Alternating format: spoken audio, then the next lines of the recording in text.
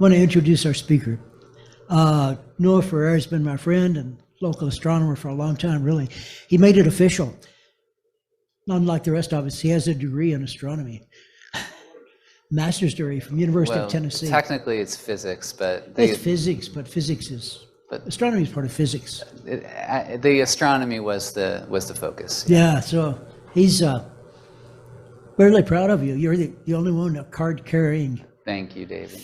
Physics astronomer. Wow. His MS is actually in physics from UT. He is an astronomy instructor at Roane State. He also teaches astronomy online at Indiana University. He's multifaceted. His other activities and interests include tuning pianos. He's very good. He also rebuilds pianos. He didn't put that in, but pretty impressive. One of my favorite pictures shows the keys in a waveform. I think it's very good. Cool. And he enjoys astrophotography. He loves space, physical and otherwise, and hopes to continue his involvement with astronomy into the future. So, Noah, thank you very much for Thank you, David. To present. All right, you guys, thanks for coming. I'm going to pass this Venus book around the room. You're going to have to get out of your seat and pass it on, but it gives you a little bit of exercise so you'll stay awake during my lecture. This is a book written by Guy Ottewell, who many people know about because he used to make these beautiful large calendars every year. He still makes the calendars, they're just not big anymore. They're now like regular size, but you can order them. I always order one every year in print, and it tells you everything that's going on any given year about astronomy. So this is his book on Venus. The whole thing is about Venus. It's pretty amazing, and I used it a little bit even in this presentation tonight. So I just want to pass it around because, I don't know, I just like Guy Ottewell, I guess. All right, so we're going to talk about the Zodiacal Belt. You can't find a lot of information on this thing online because it's not like a huge thing. People don't talk about it a lot, but you can find little references here or there. They might call it the Belt of the Zodiac, so I just decided to call it the Zodiacal Belt. What is it? Well, before we start, I want to show you a galaxy. This is a picture I took in March from Tau, and I've been meaning to process my astrophotos from March for like half a year and been too lazy to do it. But I finally opened them up like 2 days ago, and this was a 2-minute exposure. It's just a single exposure, but it's on that Meade telescope under the glowing dome, and it was tracking so well that night that I was able to get a 2-minute exposure with pretty good stars, pretty tight stars. So I was kind of happy with that. 120 seconds. It's M82, Messier 82 or M82. I think it's M82. Did you ever see M82 in radio? No, I haven't. Crap, that's the thing that got me into radio astronomy. Awesome. It's gorgeous. All right, so now on to the eclipse adventures. Sometimes you think you're smart and you're not. I pretty much never think I'm smart anymore, which means at least I'm correct about that. But I like to wing things and not research them first. Ironic for a scientist, but that's my personality. So I was like, let's go take some eclipse photos Saturday. I've done it before. However, it was 5 years ago I did it, so I forgot the technique. I was like, let's just point the camera to the thing. As long as the shutter's protected, it should be fine. I know the sun's strong, but we'll see what happens. So what I did was put the camera in the telescope, did not put a solar filter on, and then burned the plastic in my camera. It melted the plastic, Wow. and then it like globbed where this is a flip mirror. Wow. It globbed on there and it glued the flip mirror in place. And I wasn't getting photos. I was taking all these photos. There were clouds, like 99% of the time it was clouds. Every now and then the sun would peek out for just a minute. I would frantically try to find the sun. And then if I found it, I'd try to focus it. And every time then the clouds came and the sun moved on. I didn't have a tracking motor. It was just a disaster from the beginning. And then I did this. I finally took the camera off. I was like, what is going on with this camera? I took off this was directly in the telescope, so I didn't need to take off the lens at this point. And I looked in and I saw this melted plastic. So then I got brave. I took a knife and I slit the plastic. I just like cut it in half, very close to the sensor, but you got to do something. And I could move the flip mirror again. And so then I put it back in. I took some photos and it was mostly working, but not all the time. So it was obviously a very dumb thing to do. And this is what happens when you don't do your due diligence. When you don't research, you just like throw stuff together and hope for the best. But, at least it was my equipment and not anyone else's. David? It's not lost. It's still good for astronomy because you might as well take out the infrared rocker and you'll be able to see lots of things with it. Yeah, so I was thinking of trying to figure out how to take out that flip mirror, and it's just like a whole thing. But I would like to, if I can salvage the camera, it is 11 years old, it's still fine. All right, so I did get in a photo shortly after I put it back in. But before I got a photo, I realized I needed to do something about my telescope. Since the sun was too powerful, 3,000 times too powerful, I found my solar filter. First of all, I brought the wrong telescope.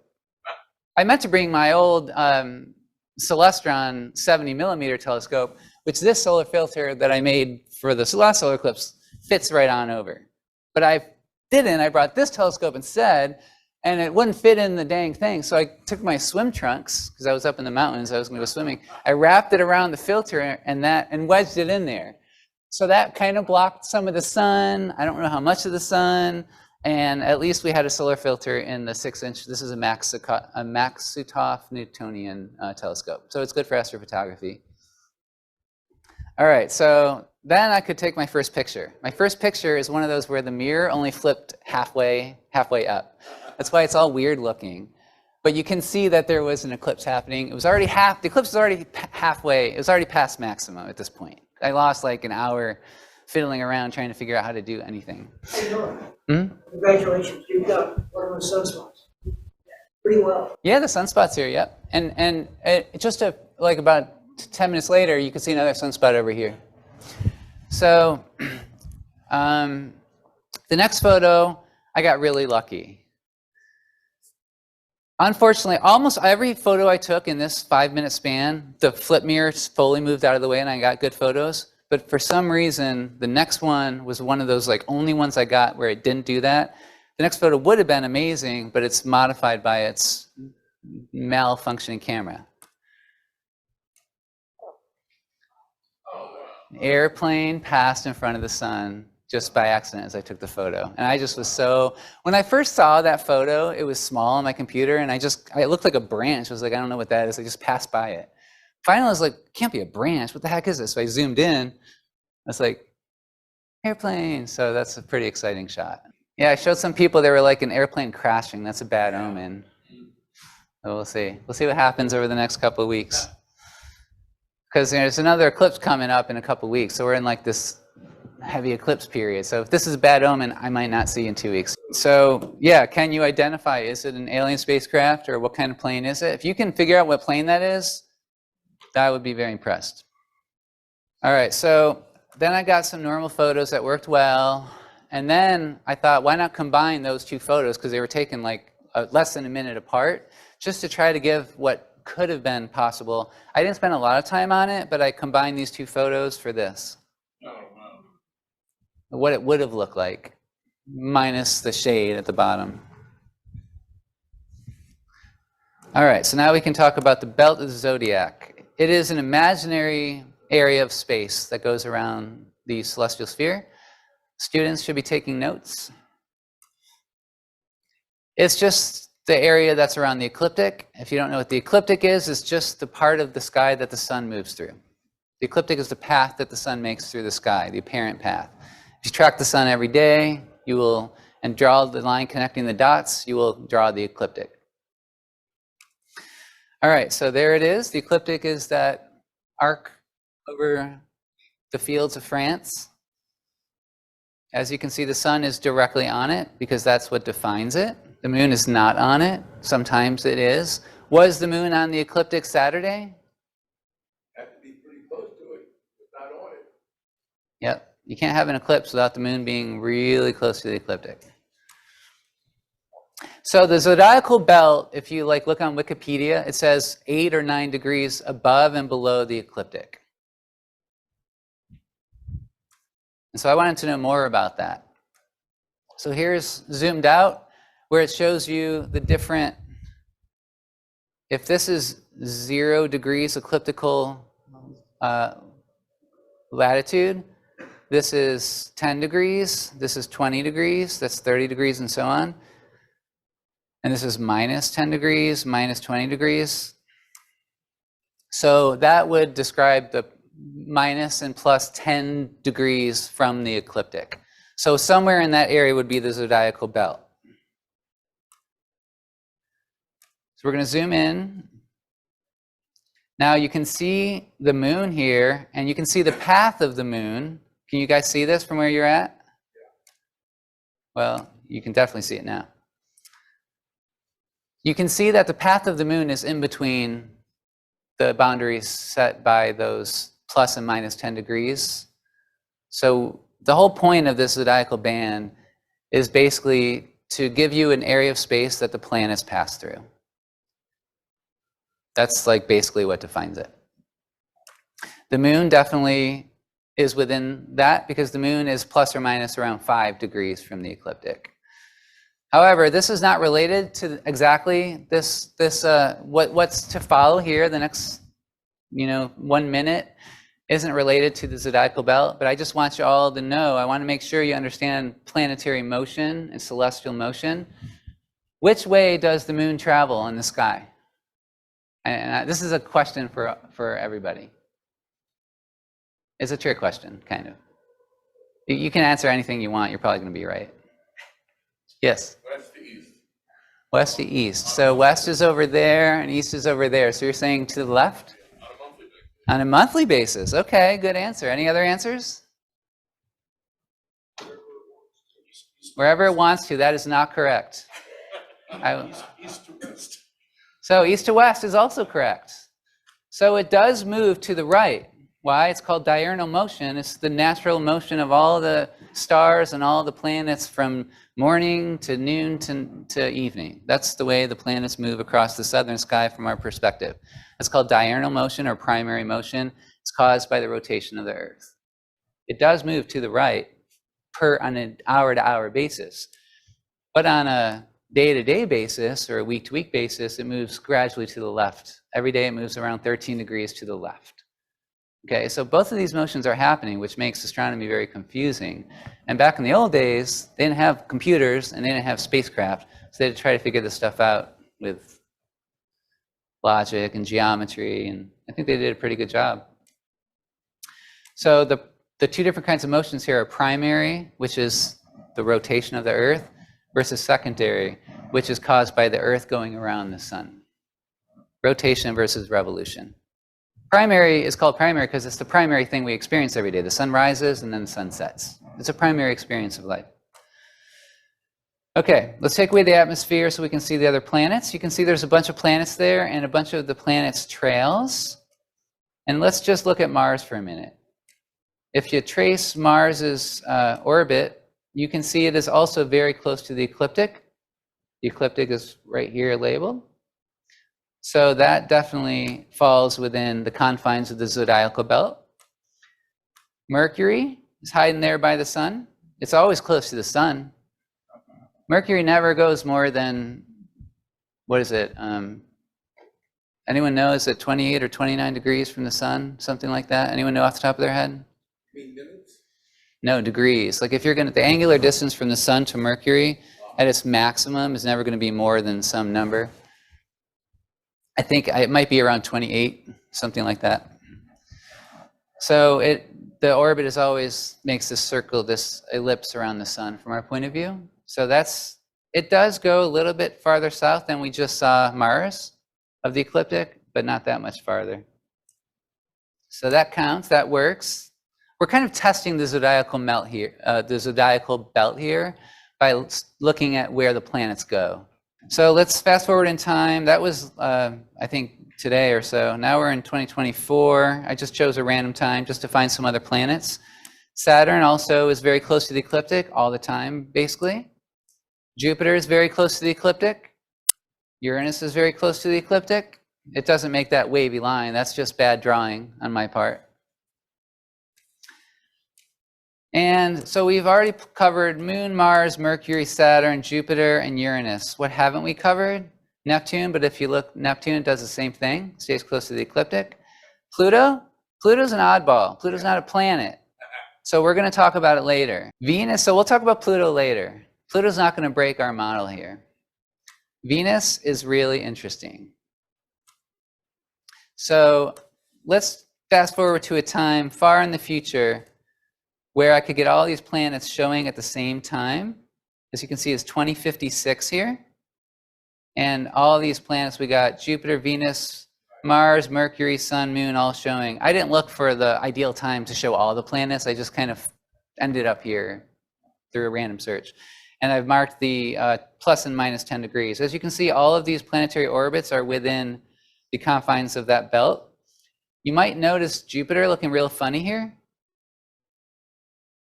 It's because Jupiter moves so slowly around the sun, but not too slowly, so it ends up making these weird squiggly lines from this point of view. This is just, this setting on Stellarium is showing you the planetary orbits, I guess, as they're drawn from this moment in time. So Mercury, well within the confines. What's that line though? That's pretty close to 10 degrees. So that is indeed Venus. Venus goes much further abroad than any of the other planets. Why does Venus go so far north and south of the ecliptic? Because Venus gets very close to the Earth. So when you're looking, if Wes in the back row there is moving his hand up and down, it doesn't move that far from my center line. But if I'm moving my hand up and down the same amount, I got to look way up there and way down here to see it, because my hand is close to me. Same thing with you. You could test it yourself if you don't believe me. So since Venus is close to the Earth, when she moves off of her center line of the solar system plane, it's more obvious how far she is off because she's so close. It's the parallax. When things are close to you, they appear to dramatically change. When they're farther away, they kind of don't change as much. You know, if there's a car 10 miles away from you and it's moving 100 miles an hour left, you can barely see it moving. But if it's next to you, moving 100 miles an hour left, you're definitely going to notice it. It's just like that. So we'll zoom in a little bit more and do a little closer study here. That is the maximum point it gets from the ecliptic up there. And let's change our point of view. So this distance between the Sun and Venus is pretty great now. And if we look over here and read, it's about 8 or 9 degrees, this point, above the ecliptic. So I would say 9 degrees is a better delineation for what makes the zodiacal belt rather than 8 degrees. It's funny because Wikipedia is like 8 or 9 degrees. I guess because it's in between 8 and 9 degrees. Also, Stellarium is such a great program. They actually print out the ecliptical longitude and latitude, and here you can see it's 8 degrees and 45 minutes, which is about 8 3/4 of a degree. And Stellarium also shows any of the grids you want to. It shows your elliptical grid, it shows your celestial grid, it shows your horizontal coordinate system, and it shows your celestial coordinate system. So it's just, that's 4 different coordinate systems it will show you. And you can show them all at the same time if you want. All right, so why are all these planets close to the ecliptic? Because they're lying in the same solar system plane, just like a plate. This is our solar system down here, but any solar system looks like that, pretty much. I don't know if that's, I haven't actually fact-checked that statement, but I'm assuming just by the mechanics of the nebular hypothesis, where all the cloud and gas and dust condenses and starts to spin faster and faster because of conserved angular momentum, and it spreads out like a flat plate, all the planets that form in that nebula must also spin in a likewise flat plane. For the most part, there are deviations, especially as you move farther out, but the main planets appear to do that. All right, so Guy Ottewell pointed out to me from reading that Venus book. This is, we just covered this, but I guess I forgot that I put this in here. This is a graph showing the distances from 3 of the planets to Earth. So this orange one here, the farther down you get is the closer you get to Earth. If this one went all the way down to here, it would hit Earth, or it would cross Earth's orbit. So Venus gets closer to Earth than Mars in general, any given year. And Mercury gets not as close, obviously, because Mercury is farther away from us from Venus. Also, it's just kind of interesting, this huge deviation of distance from Earth to Mars is It's just so different from Mercury. And that would be true for any of the planets that are farther away too. Maybe, yeah, like Pluto, no matter where Pluto is in the solar system at any given time of year, it's so far away from Earth. I mean, it will make a line like this, and it would be interesting to see what that looks like. But I'm wondering if Mars has the most dramatic, you know, high and low. What's that? Variation. Yeah. Pluto is like 17 degrees off. Yeah, the inclination will change things too, probably. But it's so far away that the relative change, I mean, I think well, I don't know the details, so I'll just leave that there. But it would be interesting to see all of the planets. All right, so the constellations. The Zodiacal Belt, I normally think of as a group of constellations that a belt around the sky, defined by where the planets go, centered on the ecliptic. That's how you can think of the Zodiacal Belt. So there's a picture from Wikipedia. You might be able to, tell what some of these are. This looks like Virgo, maybe. Is this Virgo?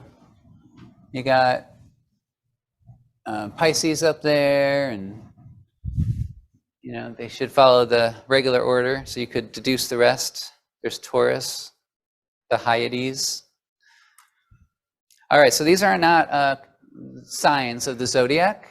These are constellations, but they do have counterparts. The signs have counterparts with the constellations. However, there's 13 constellations in the Zodiacal Belt, not 12. So Ophiuchus is the 13th one, because you're all familiar with like Aries, Taurus, Gemini, Cancer, and so on.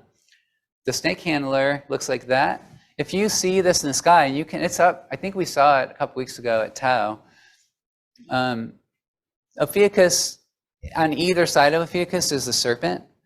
And it's interesting because I'm pretty sure Serpens is the same constellation on either side, but it's broken up by Ophiuchus. And I don't know if there's any other constellations that do that besides Serpens. So that makes Serpens unique and very interesting, I think. All right, so in 1922, the International Astronomical Union solidified or ossified these 88 constellations. So anywhere you go on Earth, and if you look up at the sky, you will be looking at one of the 88 official constellations. But 6 years later, they adopted the official boundaries. So remember, constellations are not asterisms. They're not grouping of stars. They're boundaries in space that include the stars and the asterisms. Sometimes asterisms can spread over constellations.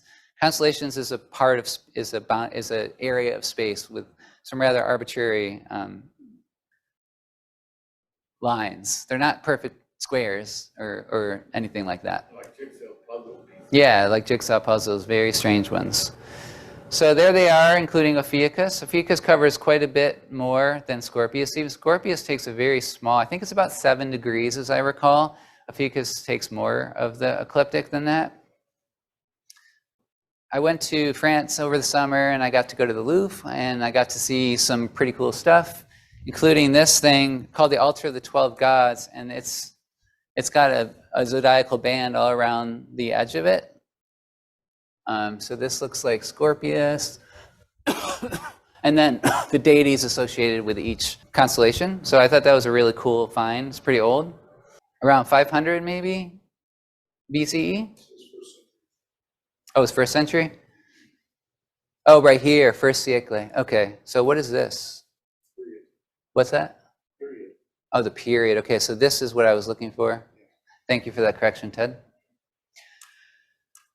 And then I got to see the Dendera zodiac, which is a phenomenally old zodiac from about 50 BCE, I believe. I don't know if it can be precisely dated.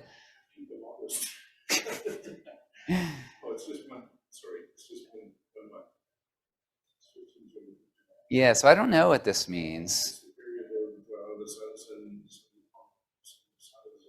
Okay, like which month? I don't know. But this is supposedly the oldest zodiacal belt, you might say, model that we know of.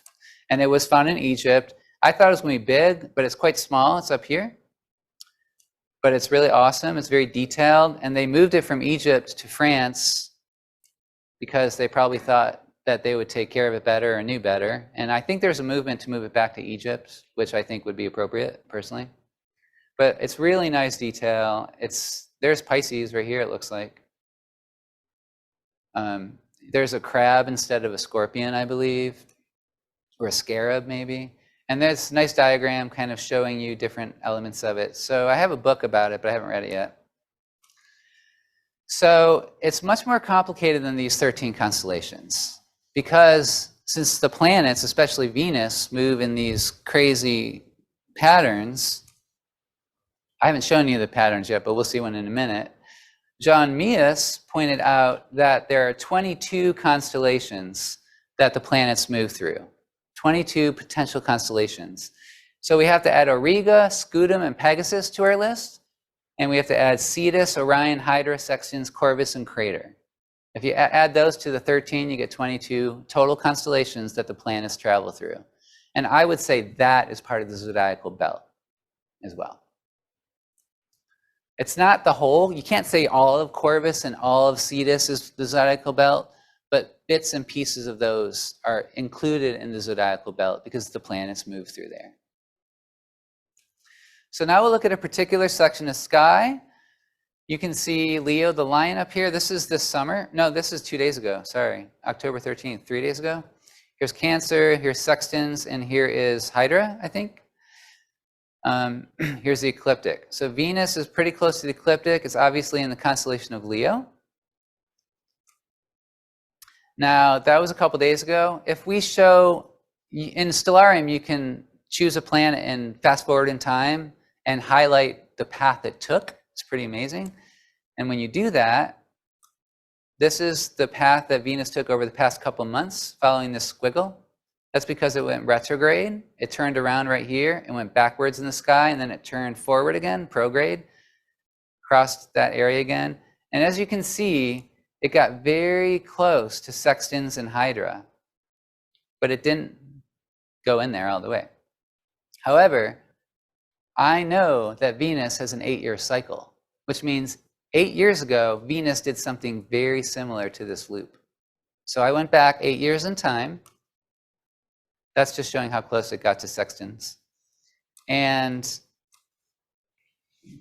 retraced it, and now you can see it entered Sextans and Hydra just a little bit, increasing the scope of the Zodiacal Belt. All right, so we got 22 constellations. What about Pluto? Well, as we know, Pluto is no longer a planet, unless it's been grandfathered in some way. But it's not the same. It doesn't belong to the Zodiacal Belt. It's too inclined. Inclined means it's not in that plane of the solar system. It's like this. Mercury is also somewhat inclined, but not as inclined as Pluto. So we are going to, here's how inclined it is, like way different. Plus, as you know, Pluto's out there with a bunch of other objects that are about its size. So it doesn't get the same kind of privileges as the 8 planets get.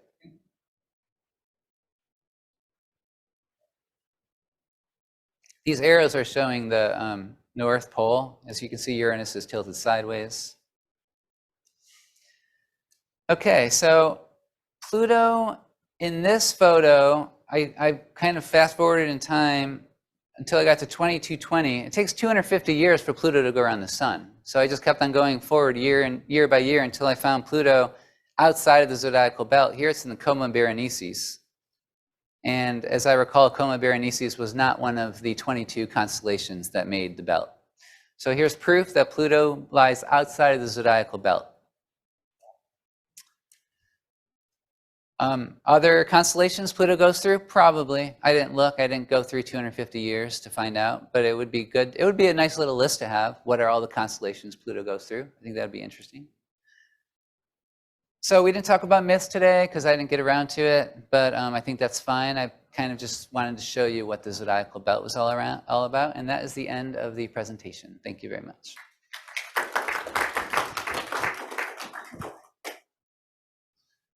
Questions? Yes, Bob. Why astronomer is a Julian calendar instead of the Gregorian? I have no idea. Do you know? No, that's what I'm asking. Sounds like a smart joke. Russia was the last country to go to Pope Gregory's calendar, and hell, their calendar was off like 45 days or something like that Yeah. by the time they got with the rest of the world. I mean, calendars are hard. Is it for convenience? Yeah, the Julian calendar is precise. It's 1 year is 365. 0.24. Exactly. There's a lot of things that have been added to the Gregorian that haven't been put in the Julian.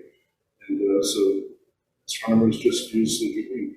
But there are other calendars. There's the lunar calendar, which I would love to use myself. I'd like to get a calendar with the lunar cycles. It would be very different. And there's lunisolar calendars, which combine the lunar and the solar cycles as well. But they're older. I don't know. No one today, no modern countries are using those officially. But I would love to see a different calendar used occasionally for different purposes. I have an embarrassing question for you. Please. I know you like to mess around with astrology, and I can see the attraction of it in some ways, because you can tell people exactly where the planets were at certain times. They may have wandered out of the standard 12 constellations, but some people might say, well, that means you've got a better description of what's, if the sun and the gods control everything, we know which god is actually involved at this moment. It's really Hydra. Right, So yeah. Is anybody doing that? Is there something called scientific astrology? There is something called sidereal astrology, which uses the constellation, it uses the stars instead of the seasons. So tropical astrology, which is 99% practice in the West, follows the seasons, where the equinoxes and the solstices set the cusps of the signs, and it's nothing to do with the stars or the constellations. So there's no 13 signs because Ophiuchus does not come in, has nothing to do with the seasons. In India, Vedic astrology, they use the stars, but they choose a star, it's still arbitrary. And then that star marks the beginning of Libra or whatever. And that changes because all the stars are precessing, as you know, over 26,000 years. So even that has some arbitrariness because they still divide the sky into 12 sections. So is anyone doing scientific astrology? Probably. But I don't know. I don't know of It's it. up to you to define it. Yeah, I You mean, know exactly where the planets are in the constellations. we astrologers do know exactly where the planets are in the constellations, and some astrologers use both signs and constellations as part of their practice. Yeah, but for different purposes, or they can mix and match in whatever way makes sense to them. But it's not scientific. It is using real data and real observations. But what they do with it is up to them. Yeah. Does that answer your question? David? I think that there are a lot of people that use other types of calendars. And if you look at many of the phone apps, even the iPhone has different calendars. They have used the Islamic calendar. Oh, nice. A lot of people in the world do that. Cool. I did not know that Yeah, a lot and of then people were doing it the today. Chinese, of course, have the lunar calendars they use. So in terms of numbers of people, the entire scientific community of the Earth, most of what we call the Western world, and highly educated third world, uses the same calendar we do, but a lot of religious calendars get used, yeah. Islamic and so forth like that. Yeah, that's a good point. Like Losar, the Tibetan New Year, Yeah. is probably based off of the And lunar I like calendar. what you brought up, Audible. Audible.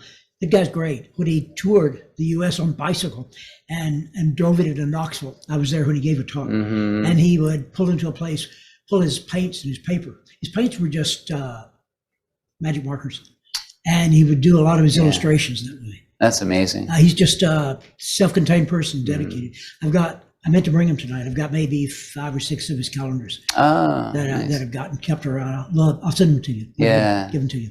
I have about 10 probably, I think, until they stop printing them. Yeah, maybe it's not 10, but yeah, I got several too. Okay, I think I'll donate mine to you, and to a larger collection. Yeah, we could even put it at Tau, like put them in Tau or something. Yeah, for the For the classes, public. sure.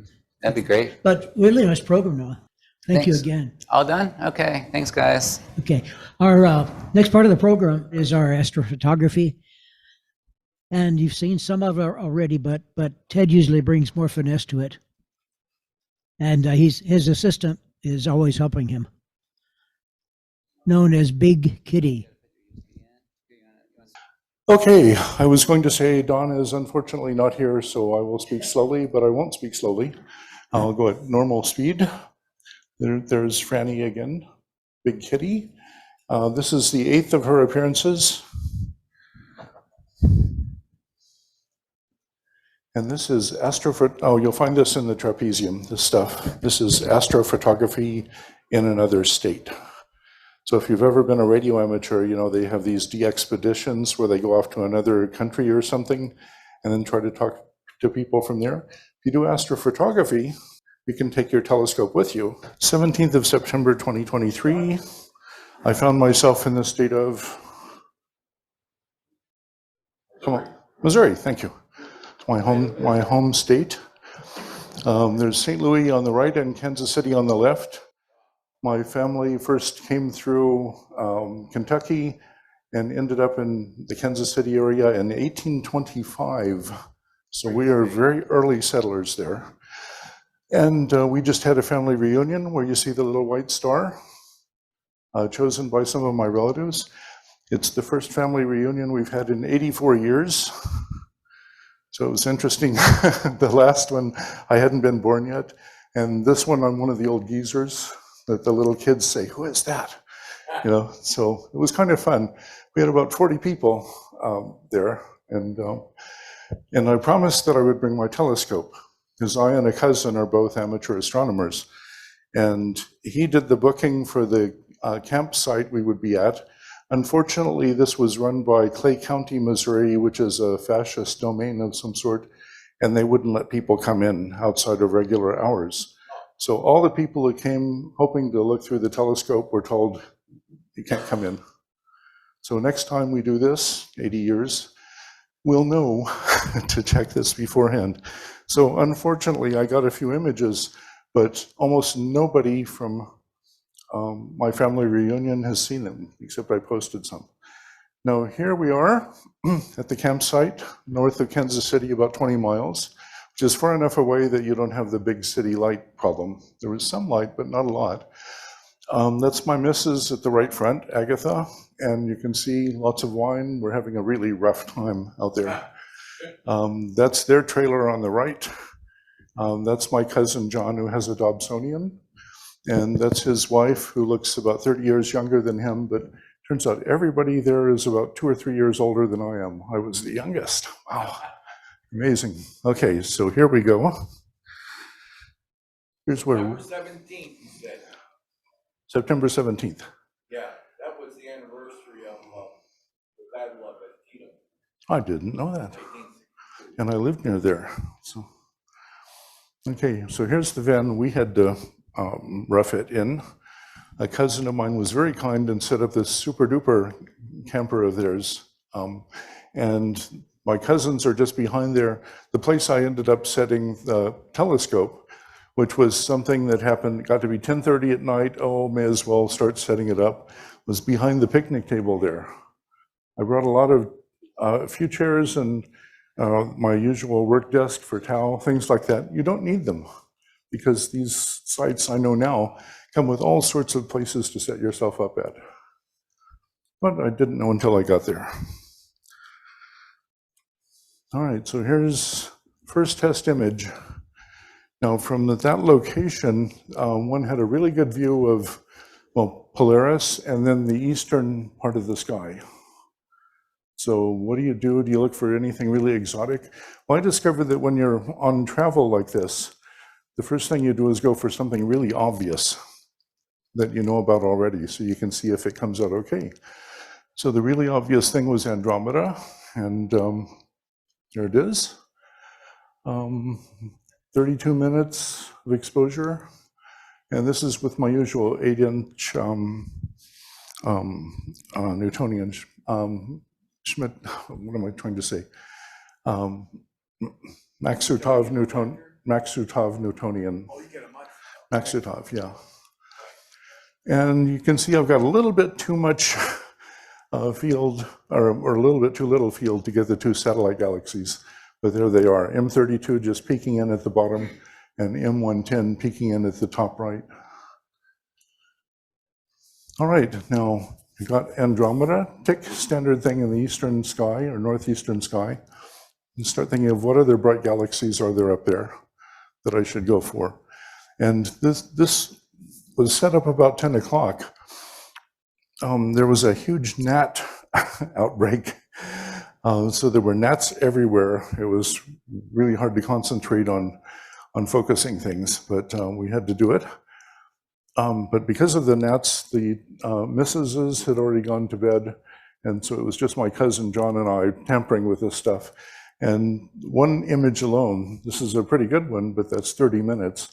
So obviously you're going to get tired of this and be ready for the next day of reunion after just a couple of hours. So I didn't get a lot of images, but some are nice. Okay, triangulum. As you probably know, Andromeda basically blows your socks off. And then you switch to triangulum, which is nearby. And it's much harder to see detail in the sky. It's sort of more spread out, and there's a lot of interesting little nebula going on inside the spiral arms of triangulum. Somewhat fainter. The Andromeda galaxy's magnitude is about 3.5, I think. And triangulum, it's a little bit further out. That's 1 megaparsec. Andromeda is 0.8 megaparsecs. And that's just 6th magnitude, so theoretically you could see it as a little point, very faint smudge if you knew where to look. And that's 24 minutes total exposure. But something Noah pointed out is if you've got everything in pretty good focus, you get round stars. So that's what you always want to look to see how carefully the astrophotographer has done his or her work. Is did they manage to get nice, sharp, but round stars? So these have come out pretty well. All right. Yes? It's such a weird question, but when I see, I'm asking you this, when I look at the pattern of stars, I often see lines. And I also hear of the early dark matter web, which would give a structure to our universe, of a web structure, it's called a cosmic web. Are we seeing anything like that here? I see lines too, but I think they're accidental. Okay. Where have you looked at the locations of the expected dark matter web? Positions? No, I haven't. But the things you actually can see, like here, I can't reach it. Right there, there's a line of about 4 or 5 equal brightness stars. Those are in the Milky Way. Oh yeah, all those single stars are in the Milky Way. They're not anywhere close. Yeah.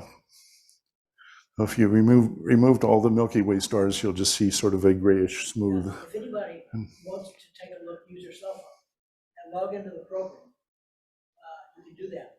You'll see a much better image, much cleaner than what you're seeing on the screen here. Oh, surely not. No, I'm kidding. You know about a Hubble image or what? You'll see what he's seeing, but we're rebroadcasting on Zoom. Oh, It's okay. a much cleaner image. Oh, I see. what you're saying. So we got a problem going through the. That Can projector I is see? not the best. Yeah, it's got a lot of dust on the left. See how Oh much better it yeah, is? that's a lot sharper. That's how it's from. Oh, must talk to the authorities here about getting.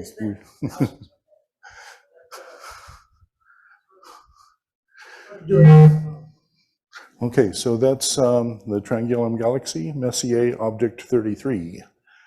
Now I'll go to my third and last galaxy for the night. I really like this one myself because it's described as being the most difficult Messier object. Really? Yeah, and I don't have that much trouble seeing it, so if that's the most difficult, then I'm very happy. This is called the Phantom Galaxy by some people. It's in Pisces, so this was a little bit southern. And it's one of the more beautiful galaxies there is. It's, yeah. When you said you don't have that much trouble seeing it, you meant with it Magnitude 9.4. So, oh yeah, it's, if you just stick in the eyepiece and look at it, you'll see a very faint glowing region. But it's relative to the other two, it's very small. So what I actually see when I first start with the unprocessed image is I'm used to something this big and this big. Suddenly there's a tiny little corkscrew thing way down there. And when you blow it up, that's what you see. Well, without pixelation, this is incredible. Thank you. So, oh, I did cheat. There's several of these Milky Way stars that have had the audacity to plant themselves right in front of M74. So I snipped those out by hand. And, well, why not? You know, I've got the honest photo if you'd like to see that. It's not nearly as spectacular, but there's a term for this kind of spiral galaxy in which you've got well-defined arms sticking out that I just love. It's called a grand design spiral. Like somebody really worked hard on this one to get it to be just right.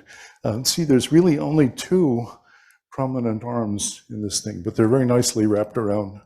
And there's some hint that the nucleus in the center might be stretched a little bit. It might be slightly bar-like. Yeah, right. Maybe like a bar spiral like ours. Exactly, exactly. And those, for my money, are the loveliest spirals of all, where the nucleus is stretched out a little bit to make a bar, and then from the ends of the bar, out come the spiral arms.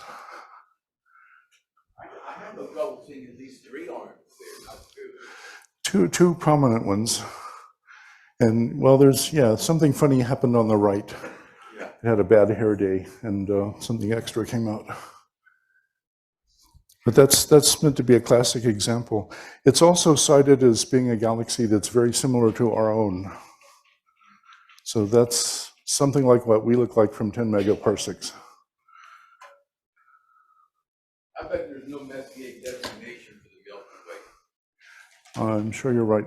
It was too easy to see. Nobody mistook it for a comet. Oh, and this is another 24-minute exposure. So now I decided to switch to an open cluster. An open cluster is just a group of gravitationally bound stars that formed roughly at the same place and time and are drifting along through space, gradually losing members as they have scattering accidents and members in the cluster wander away. They're not very rich. This is tens of stars. I think maybe 100 members, something like that in M34. Yeah. And you can also see it's been photobombed. You see some bright red stars. Those are red giants that are not part of the cluster. They just happen to be visible. The stars in the cluster, if you look at the stars in this region and plot them as a function of distance, when you get to a distance of right about the mean distance to the cluster, 470 parsecs, you'll see the number of stars does a very sharp peak and then falls away again. So just by putting labels of the distance to each of those stars in the image, you can really see where the open cluster is. Yeah.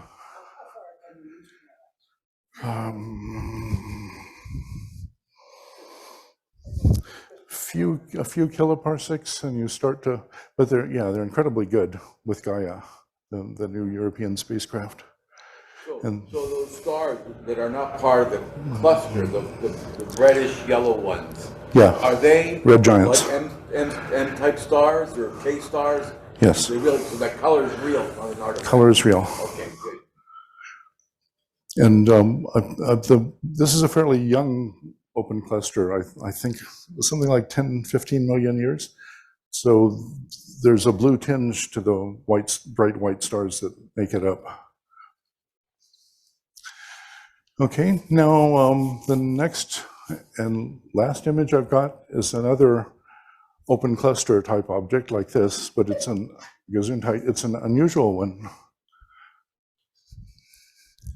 You may or may not have seen this before. It's a double cluster. Yeah, it's right near the border of Perseus and Cassiopeia. And it's very far away. The previous one was about 500 parsecs. This is 2.3 kiloparsecs. One of the things I like about it was not discovered by Messier or by Herschel or one of those people. It was actually known in classical times. Hipparchus mentioned this object. He didn't know it was a cluster. It was just two fourth magnitude stars close together. I'd like to make a quick comment. Class, this is what we saw in the telescope. Oh, you've seen this recently.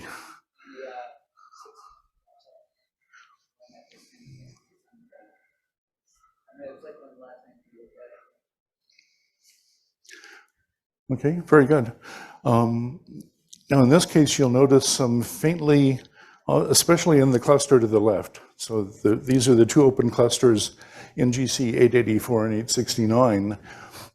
You can see this one is bedeviled by reddish looking stars, but it's not really reddish. To me, it looks like sort of a pinkish lipstick color. And I've noticed this is what my camera does with infrared. Very bright infrared, it decides, well, let's call that pink. So these, I haven't looked them up recently, but I've looked them up in the past. And these are probably far down in spectral classification, like type M red giants. Don't quote me, I don't know that for sure. Now the distance is something else I want to point out, because you probably, I hope, know the distance from here to the center of the galaxy.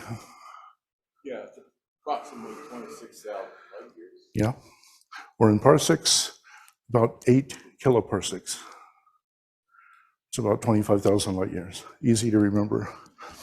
Now this is this ordinary open cluster, and most of the open clusters that you see are along an arm, a spiral arm. In our galaxy, they're relatively nearby objects. Like the previous open cluster, M34, was 500 parsecs away. This is 2.3 kiloparsecs. The center of the galaxy is 8 kiloparsecs. So this is a significant distance from, on the scale of us to the center of the galaxy. This is quite a ways, quite a ways away. And if you think about Perseus, that's not the direction of the center of the galaxy. It's going in the wrong direction. The center of the galaxy is in Scorpius, Sagittarius, that region. Yes. Okay, so this is, Sagittarius, 8 star.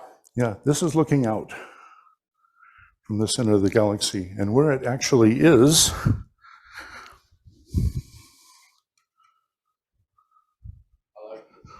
okay, this is what we think the galaxy consists of now. I must get a new belt. For a long time, we knew it had these sort of spiderish. Can I please use the red light if I'm careful only to point it in that direction? Does that really bother people? Because I don't want anybody to miss this. Red light warning. Now, humans, of course, put themselves in the center of their maps, even of the galaxy. So there we are. And for a long time, the images of where the spiral arms are from radio telescope studies kind of showed these vague things, sort of spider-like, going off in different directions. Here's the thing that's sort of a new, really neat addition, is we are living in a barred spiral galaxy. We have a fairly big bar. M74, the Phantom Galaxy, it's just a little region. Our guy is really stretched out for about 1.5 kiloparsecs. And so looking from here, a lot of what you see is the Milky Way that you think of as the galaxy is just one arm that starts off in one end of the bar that makes up our barred spiral galaxy. Now, what about that globular cluster? Well, it's in the Perseus arm. There's two main arms in our galaxy. One is called Perseus, starting from there. And this one is Scutum Centaurus, okay, the second one. And then there are other little pieces where a wispy part of an arm has come off. That's where we're living, in a wispy part of an arm. It's actually in between Scutum Centaurus arm and the Perseus arm. Now that double cluster you could see, yeah? That might be better. Okay. Yeah, that's better. It's not as bright. Right? I kind of like bright. Okay, so here we are. Here's the bar in our barred spiral galaxy. And Perseus is the direction of the double cluster. And as I said, you're looking away from the center of the galaxy. And that's about 2 kiloparsecs. So we're seeing that open cluster in this really bright spiral arm, the Perseus arm. So you have to look away from the brighter part of the Milky Way. And I gave references to people who pointed this out. Now I wanted to compare this to the image of M74, the Phantom Galaxy.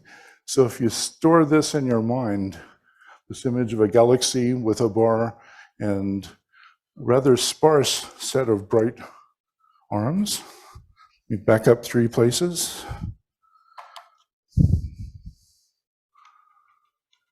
There. See?